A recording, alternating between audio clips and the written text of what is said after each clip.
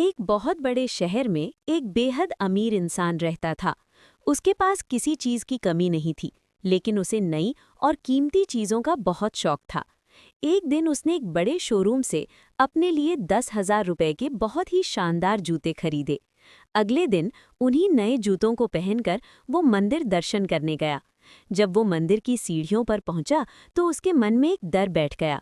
वो सोचने लगा, इतने महंगे जूते हैं, अगर मैं इन्हें बाहर उतार कर गया और कोई चोरी करके ले गया तो? तभी उसकी नज़र सीढ़ियों पर बैठे एक भिखारी पर पड़ी।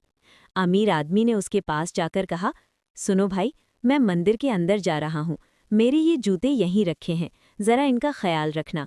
जब मैं बाहर आऊँगा तो तुम्हें इनाम दूंगा। भिखारी ने हाथ जोड़कर कहा, साहब, आप बेफिक्र होकर जाइए, मैं यहीं बैठा हूँ, आपके जूतों को कोई हाथ नहीं लगाएगा। अमीर आदमी मंदिर के अंदर चला गया। पूजा करते वक्त उसके मन में बार बार जूतों का ख्याल आ रहा था। फिर उसने सोचा, बेचारा गरीब भिखारी धूप में बैठकर मेरे जूतों की रखवाली कर रहा है, मैं बाहर जाते ही उसे 1,000 रुपये इनाम के तौर पर दे दूंगा। इतने पैसे मिलने पर उसका भला हो जाएगा। लेकिन जैसे ही वो पूजा खत्म करके सीढ़ियों से नीचे उतरा, उसके पांव तले जमीन निकल गई। न वहां वो भिखारी था और न ही उसके 10,000 रुपये वाले जूते। वो बहुत परेशान हो गया। उसने आसपास ढूंढा, लोगों से पूछा, पर किसी को कुछ नहीं पता था। वो दुख और गुस्से में नंगे पैर ही घर लौट आया।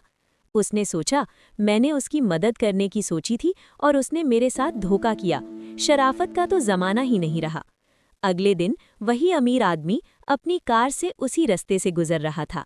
अचानक उसकी नज़र सड़क किनारे एक पुराने जूतों की दुकान पर पड़ी। उसने देखा कि वहां उसके वही महंगे जूते रखे हुए हैं। उसने तुरंत गाड़ी रोकी और दुकानदार के पास गया। उसने गुस्से में पूछा, भाई, ये मेरे जूते तुम्हारे पास कैसे आए? ये कल ही चोरी हुए हैं। दुकानदार ने बड़े आराम से जवाब दिया, साहब, कल दोपहर को एक भिखारी आया था। वो बहुत जल्दी में था और कह रहा था कि उसे 1,000 रुपये की सख्त ज़रूरत है। मैंने उसे 1,000 रुपये दिए और ये जूते उससे खरीद लिए।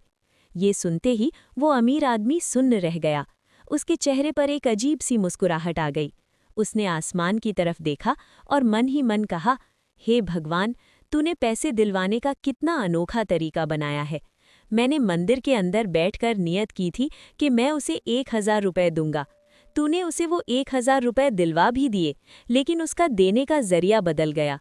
उसी पल उस अमीर आदमी को समझ आ गया कि वो इतना बड़ा इंसान क्यों है और वो भिखारी आज भी भिखारी क्यों है। सीख: अगर वो भिखारी थोड़ा सब्र करता